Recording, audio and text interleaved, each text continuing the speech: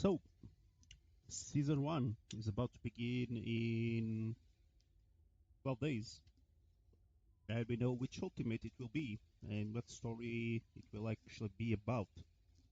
It's gonna be about Freyna and her ultimate skin, which also we might actually know about a little bit about her background, which already exists in the game, but we'll have perhaps story missions. And there is one character we might actually know a little bit about more, or perhaps knows might be an antagonist also coming in the future. So according to the background story of Freyna, she was basically a part of the Albion Special Forces, aka Colon. Basically, their identities were so heavily guarded that mentioning their real names to one another was forbidden. So this might actually be like something either about code names, like if you was part of like some secret operations. I will say that like she's not the same as Shireen, but like Colin might be like something even further than infiltration operations. So they resorted to communicating through their code names even within Albion. So Freyna was known as Number Six, and then you have someone which is a long time partner, aka O'Neill Number Nine. So they were lovers, yet they never called by their names. This will be important in the future of the story. So the moment they joined Colin, Freyna, and O'Neill, who had been successfully drafted into Colin after graduating from military academy, were not allowed to call each other by their names for a long time, as you see. Kill without hesitation. Under the teachings of the organization, Freyna carried out the missions with impressive efficiency. Regardless of who the target was, killing them came naturally to her. So much so, became second nature, and in the process, any room for hesitation disappeared. That is until the Room Zero incident. So as you can see, both Freyna and O'Neill were actually pretty good. Especially, it seems that Freyna was actually even more of a top assassin than her lover, O'Neill. Intel was received that the priest of the Dark Order of Truth would be making an appearance to oversee the whole experiments being carried out in Echo Swamp. So this is about the entire story of the Room Zero incident. 4 agents, including Freyna and O'Neill, were deployed to assassinate them. We don't know the name of 2 other agents, by the way, so we only know that it is Freyna and O'Neill. Although everyone sustained injuries after inspecting counter enemy forces, were unable to complete their mission, which is good, but this will actually be bad, as you will see further. On their return, they entered Room Zero, which can only be entered by Colon, and together with an officer, and they reported information they had gathered. Shortly after their operation report, the agents who had been deployed, except for Freyna, complained of a pain before collapsing to the ground, only to be transformed into Volgas. So it seems that even the operation was a success, it was not as successful as it would seem because they were infected by something. Now, this will actually be important.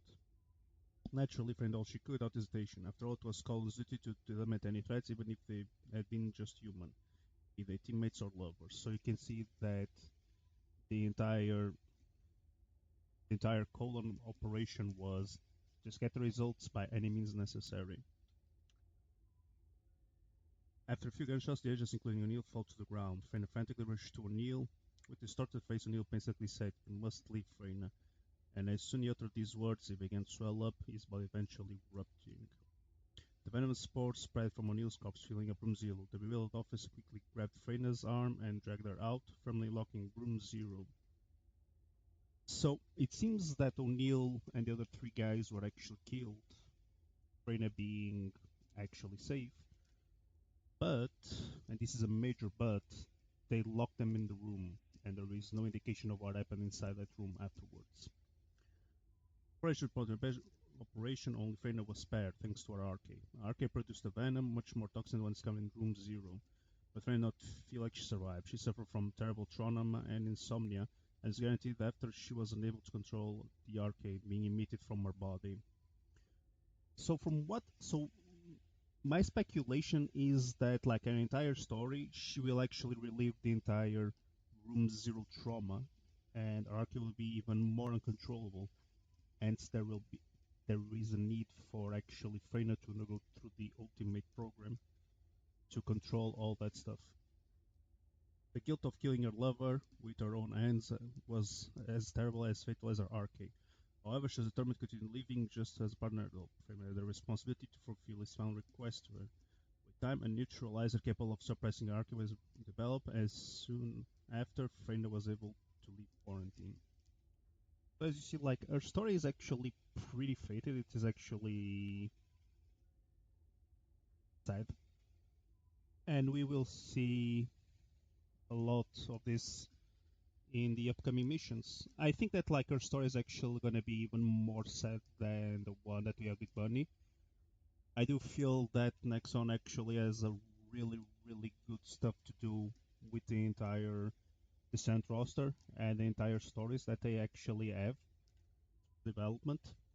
I want to actually look at also the background story of Ultimate Freyna, and just hoping that Freyna's story will actually have a good ending, even though it's going to be with a lot of pain, and that the new character also contributes to this. But who knows?